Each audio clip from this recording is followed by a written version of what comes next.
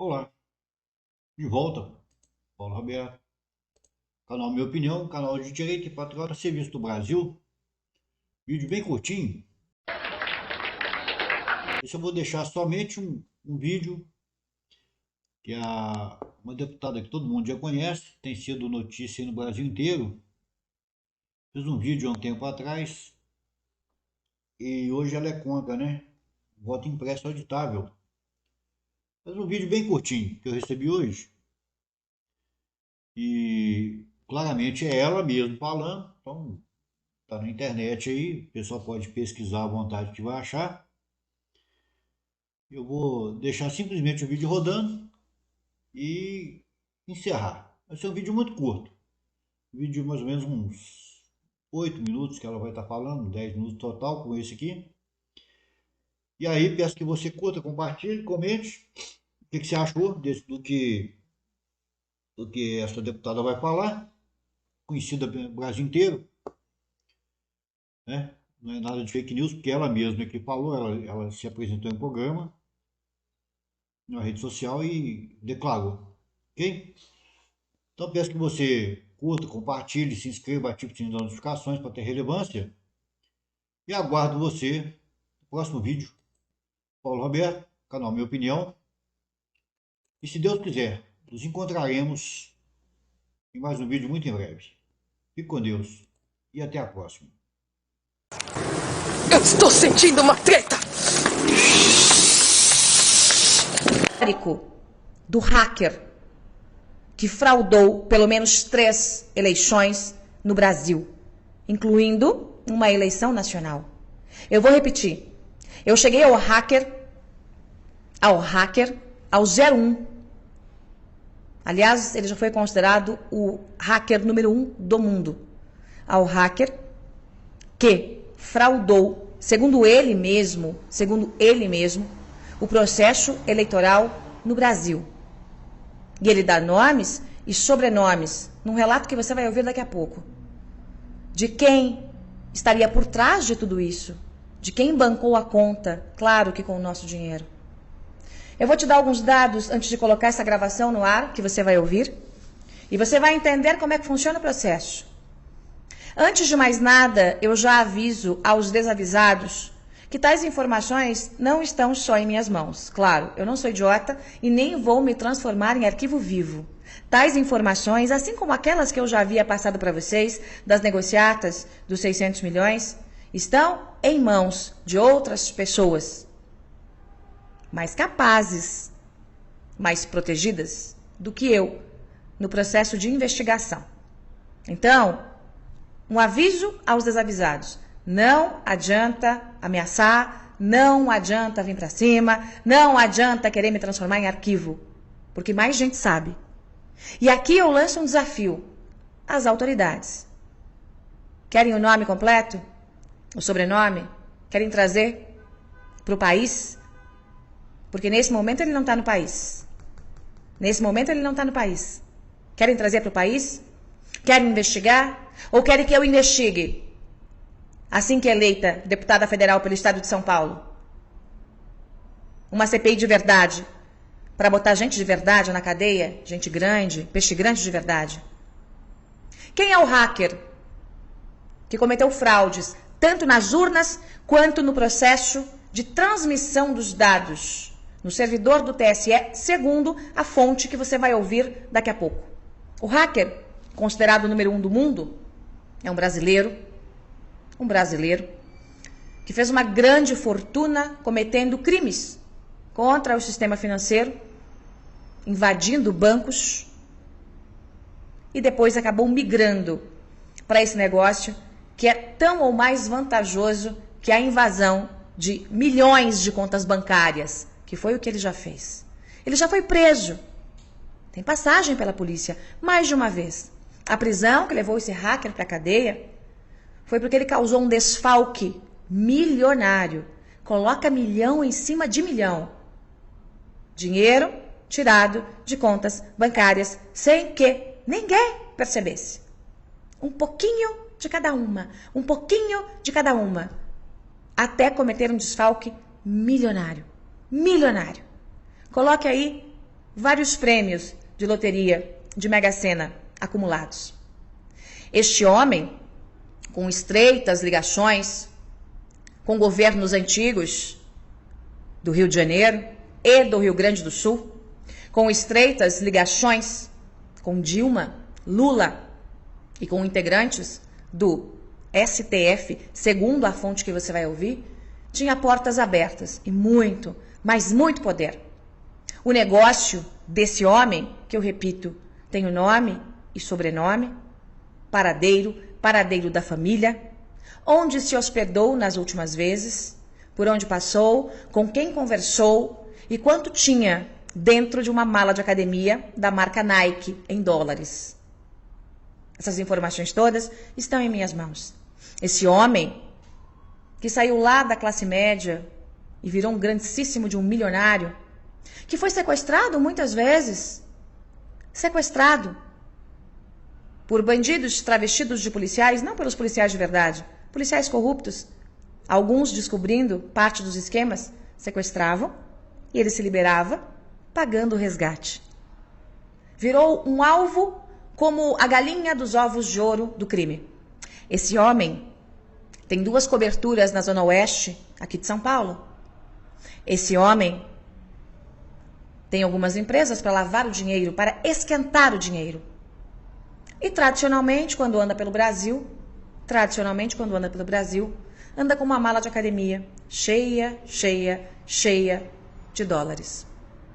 Os negócios fechados, segundo a fonte que você vai ouvir, os negócios fechados envolvendo fraude de urnas e fraude nos sistemas, são feitos em Portugal, não no Brasil.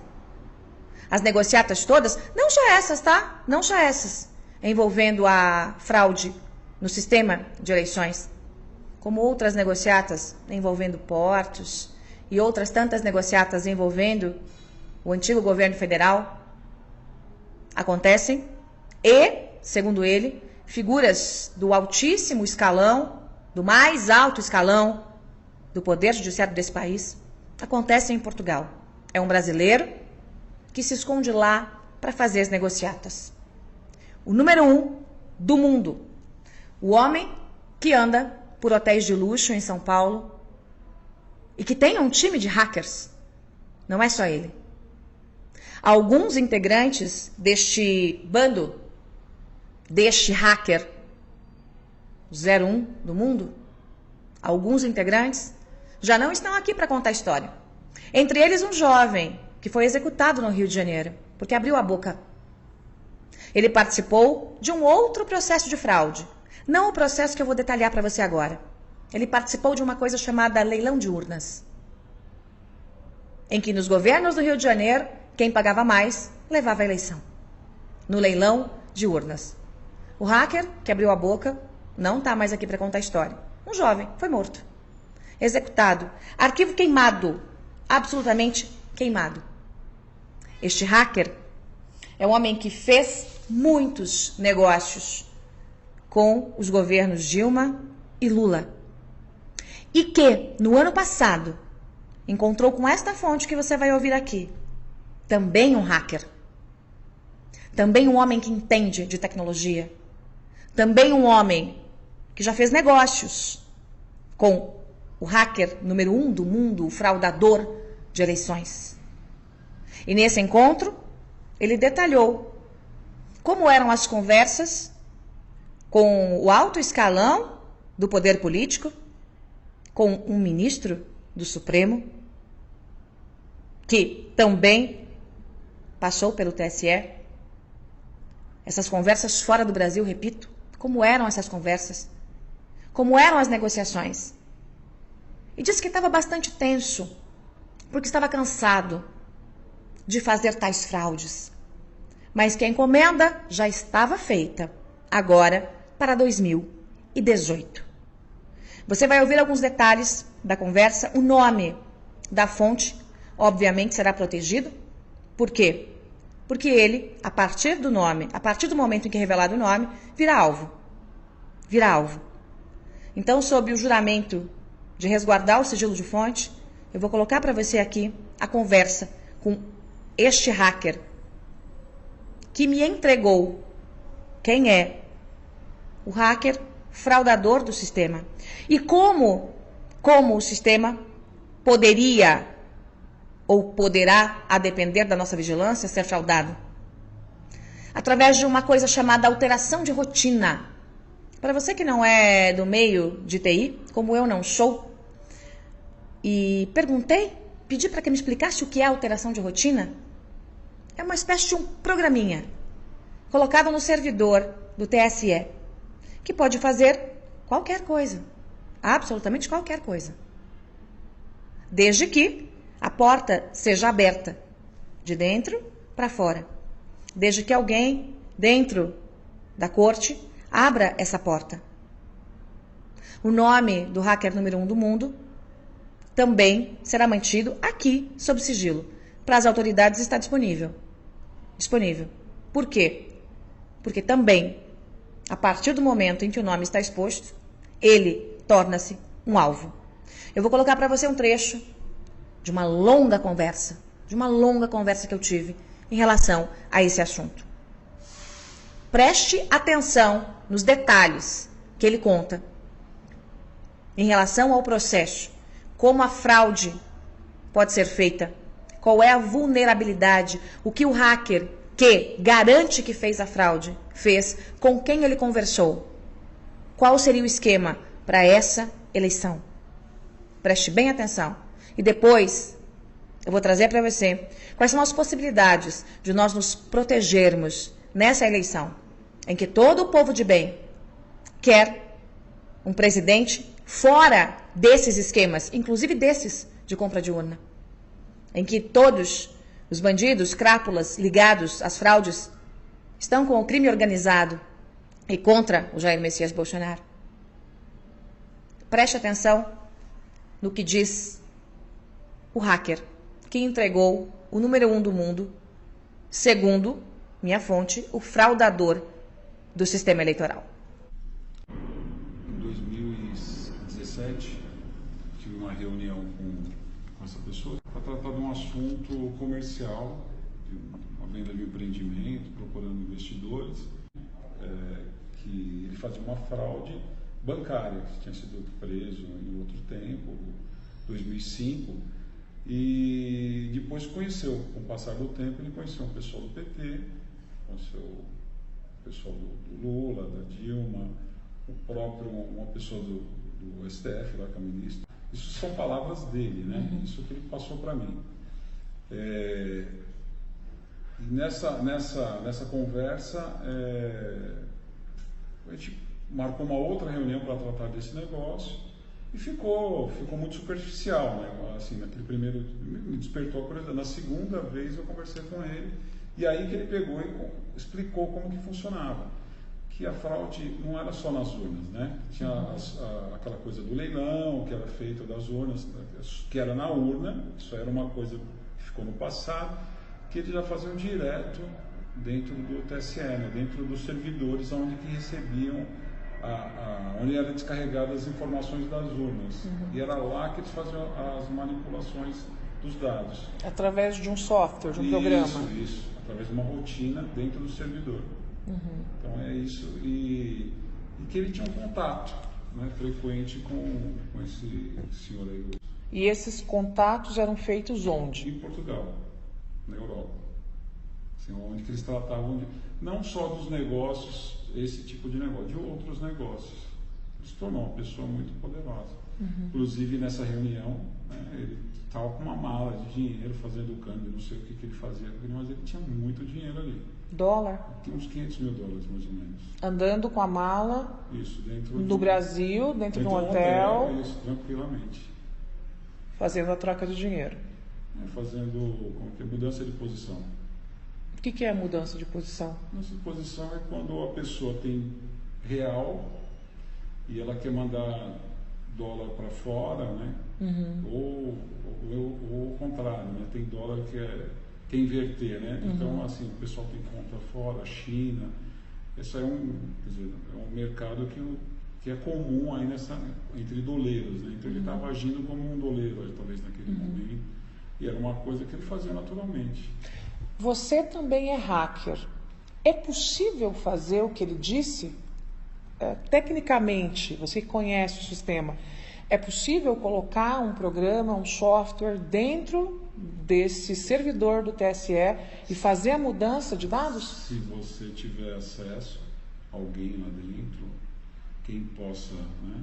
Se não tiver uma auditoria, não tiver alguém que acompanhe, que seja de confiança, você não vai conseguir ler o que está numa rotina. Você não consegue. Então, é possível, sim. E essa rotina, esse programa pode fazer qualquer coisa. Quer dizer, tirar voto de A e colocar em B, tirar de C e colocar em D, dividir a cada 10 votos por o candidato João das Couves, 5 vai para o outro candidato. Pode. É difícil fazer isso? Olha, se você tiver o acesso, não é difícil não, é muito simples, é fácil. Então depende de alguém dentro do TSE. Alguém lá de dentro tem que saber. Tem que saber, alguém tem que permitir. Tem que abrir a porta. Isso, sempre é assim, senão não funciona. E esse cidadão que hoje está em Portugal, ele havia comentado das fraudes anteriores? Eles fizeram, acho que umas duas ou três eleições que ele participou diretamente. Depois da prisão, né, ele ficou preso um tempo, né, mas não por fraude eleitoral, por outros Outro crime. outros crimes, né, que seriam Desvio de contas bancárias. Isso. Fraudes em bancos federais. E ele deu alguma pista de que estava conversando para essa eleição, da última vez que você falou com ele, para essa eleição agora de 2018? A pista que ele deu seria que ele ia conversar com o ministro, né? Sendo que anteriormente essa pessoa tinha muito acesso, dava muito poder para ele. Né? Ele tinha muito acesso ao governo do Rio Grande do Sul. Inclusive, nem sei qual partido, né? Hoje nem tive a curiosidade de saber qual partido. Mas ele tem um poder muito grande dentro do Rio Grande do Sul. Não só no governo, como nas prefeituras. É um cara extremamente poderoso e eu acredito que perigoso, né? Porque não é uma coisa assim para qualquer um, né? Além dessas informações, até se vazar uma informação dessa, a vida dessa pessoa começa a estar em risco, de quem estiver próximo, né? Eles são muito organizados, são organizados demais. Agora, ele mora em Portugal, mas tem negócios no Brasil. Ele mora no Brasil, mas sempre está em Portugal. Os negócios, a maioria dos negócios, transações, isso são tudo que eu estou te passando são informações que ele passou, que ele conversou. E esse amigo aí, esse meu amigo que estava presente, comentou. Mas eles são muito fechados, né? São muito... Eu acho que se expor essa pessoa, pode ser que a vida dele, da família dele, entre em risco. Aí o pessoal pode... Eu acho muito difícil alguém, né, que tem essa informação, eles deixarem esse cara vivo por aí, para alguém prender, com a Polícia Federal, sei lá, Interpol, quem seja. Tem muita gente que vai correr atrás dele. Ou ele vai sumir, né? Ele vai desaparecer, isso vai ser difícil, mas o cara tem família, mas eu acho que é muito perigoso. Para ele, né? Para ele e para quem divulgar também, isso aí é uma coisa que... assim, é muito fechado, assim. Tem que ser alguém muito poderoso para fazer isso, tem que ter muito poder. Não dá para ser qualquer um. As urnas, tudo bem, que os caras conseguem ali, que nem fizeram no Rio de Janeiro, até mataram um menino lá, um hacker, né, que trabalhou nesses leilões de urna aí. Mas lá no servidor mesmo, onde vão ser recepcionados, aí já tem que ser alguém que tem muito poder. Muito. E esse hacker, ele é extremamente qualificado, pelo que você me diz, né? É um cara ele foi, acho que o hacker número 1 aí, durante um tempo aí, no mundo dos hackers, né? Ele foi, inclusive segundo ele, depois de muito tempo, ele foi sequestrado umas 5 vezes aí por policiais corruptos, né? Que tomavam dinheiro dele o tempo todo, né? Inclusive hoje ele esquentou o dinheiro dele, né? Então ele tem alguns empreendimentos no Brasil para lavar o dinheiro. Isso, ele é só uma peça, né? Na verdade, quem faz tudo isso não é ele, né? Quem faz tudo isso são essas pessoas poderosas aí. Ele é só uma ferramenta. Ele é só um cara que, vamos falar, que ele é o consultor da situação. Ele vai explicar como que faz. O né? consultor da fraude. Da fraude. Né? Agora, quem faz todo o negócio, quem autoriza é quem está no poder aí, há não sei quantos anos aí, que estão brincando aí com a gente. Né? Esse tipo de mexida dentro do servidor, né, para que se faça esse tipo de fraude, tem que ser feito muito próximo da eleição. Não é algo que você faz com um tempo muito anterior, não, né? Você tem que fazer assim, na véspera, muito próximo, porque senão fica exposto, né? Se for fazer uma auditoria, alguma coisa. Agora, a gente não sabe, a gente não pode afirmar que eles vão fazer agora, que vai ser feito primeiro turno, segundo turno, como que eles vão agir. Mas que a intenção existe, que eles são muito tranquilos quanto a isso. Então, eles fazem toda essa manipulação, segundo ele, né? Nas pesquisas, vão ajustando as coisas. Que é o que estão fazendo com o Haddad agora. O cara saiu de 5 para 22. Com certeza. Assim, sem explicação nenhuma. Quer dizer, estão preparando um caminho. É isso, eles preparam um caminho e eles vão fazer de novo. Bom, vamos lá, gente. Vamos lá colocar aqui alguns pontos em seus devidos lugares, tá? Algumas pessoas me dizem o seguinte aqui pelo chat, pelo YouTube. Não há como fazer a manipulação porque as urnas não têm internet. Não, minha gente. Prestem bem atenção. O que este hacker, ou cracker, como prefiram, está dizendo é que, segundo